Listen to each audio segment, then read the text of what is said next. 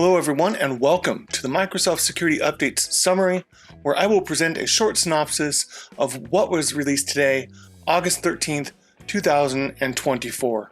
My name is Josh Daniel and I'm a risk manager in the customer service and support organization here at Microsoft. I'm going to start this video with an overview of the release and then I'll dive into a few of the vulnerabilities. Please note that the details of the vulnerabilities that I'm covering in this video may change, and the authoritative location for information will always be the online content in the Security Update Guide. Before I dig into today's release, I like to compare it to the previous 12 months to see how it stacks up. There are 91 total newly disclosed vulnerabilities in today's set, and that's a little bit above average. We've been averaging right around 77.5 over the past 13 months. Next, I'll talk about scoring, where Microsoft uses the industry standard Common Vulnerability Scoring System, or CVSS. This is a scale between 1 and 10, where 10 represents the most risk. The highest scored vulnerability in today's set is 9.8, and we've been averaging around 9.5 for that high point. Next, I'll talk about the average score across the entire release. That comes out to 7.68, which is about 0.2 of a point higher than average. Now that sounds like a small number, but when it comes to scoring and the average score, that's actually a fairly big difference there between this month's average and the 13-month running average. And part of that is we have a handful of 9.8 scored vulnerabilities in today's set. And one of the goals of this video is to try and provide as much information about risk with these vulnerabilities and the updates that address them, so that you can help decide on when to deploy, whether it's a month to accelerate deployment, or perhaps if your business can't deploy right away, maybe this is a month to skip. This month, my recommendation is to accelerate the update deployment, partially due to the elevated risk here, and I'll get into a couple more reasons as we get further into this video. Next, I'll talk about remote code execution vulnerabilities, where there are 29 in today's set, which is right around average of just under 29. Next, I'll talk about publicly disclosed vulnerabilities. This month, we have 4. We've been averaging around 1.3 over the past 13 months. This is one of the reasons why I would recommend accelerating update deployment with 4 publicly disclosed vulnerabilities. That means that threat actors have at least a heads up that these things have existed for a while and they may be working on exploit code. Next, I'll talk about vulnerabilities that are known to be exploited out in the wild. This month we have 6. We've been averaging right around 1.8, just under that 1.77 over the past 13 months. This is another reason that I would advise to accelerate update deployment. When vulnerabilities are known to be exploited out in the wild, that means that threat actors are already leveraging these vulnerabilities in some way that's being detected either through Microsoft Signature with Defender or through our partners throughout the industry.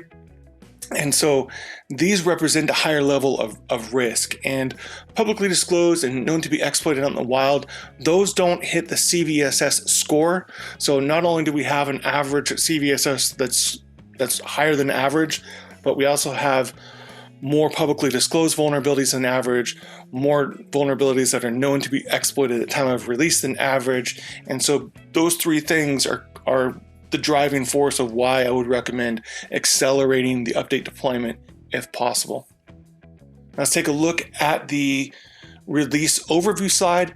So those of you that have been in this call, you'll recognize this, where we put the Windows products towards the bottom and then we move up into products that aren't necessarily serviced every single month. And that's certainly the case this month. We have Windows products average between mid-30s and mid-40s in the number of vulnerabilities that are addressed each month. As you can see, we're above that for all of the Windows products. One thing I'll point out with the Windows section is that Windows 11 version 24H2 makes an appearance this month. 24H2 is not yet generally available. However, there are some Copilot Plus devices that come with Windows 11 24H2, and so those devices have security updates this month. The general availability date for Windows 11 is scheduled for later this year. We don't have an actual date, it's just later this year. As we move up the chart, we have Office with a handful of vulnerabilities.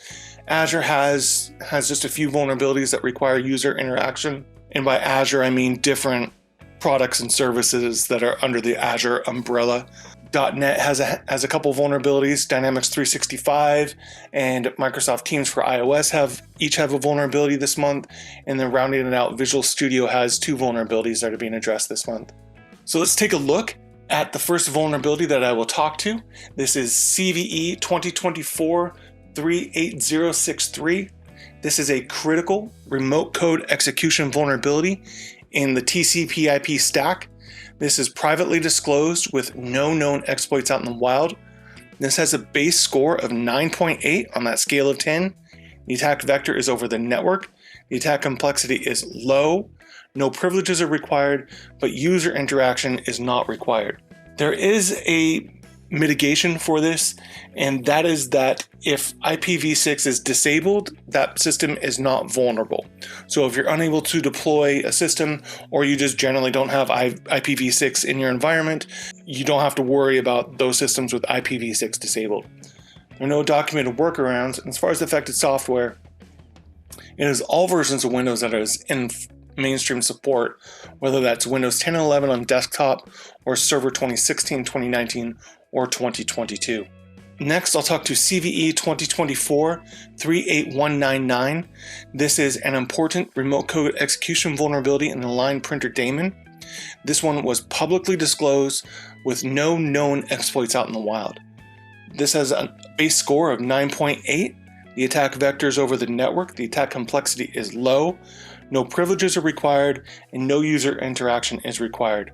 Now, we do have some documented mitigations here, and one is that the line printer daemon is not installed or enabled by default, and so most machines are not going to be vulnerable to this. It's only those machines that have the line printer daemon service running enabled on it. And I'll also point out that this has been announced to be deprecated for many years, going back to 2012. However, there are some third-party products that leverage this. And so you may be in an environment where you cannot disable this because you have a business need to keep this line printer daemon running.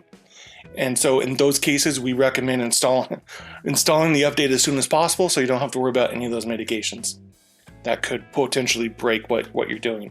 And if you are using a product that is leveraging line printer daemon, be aware that this will be fully removed at some point in the near future.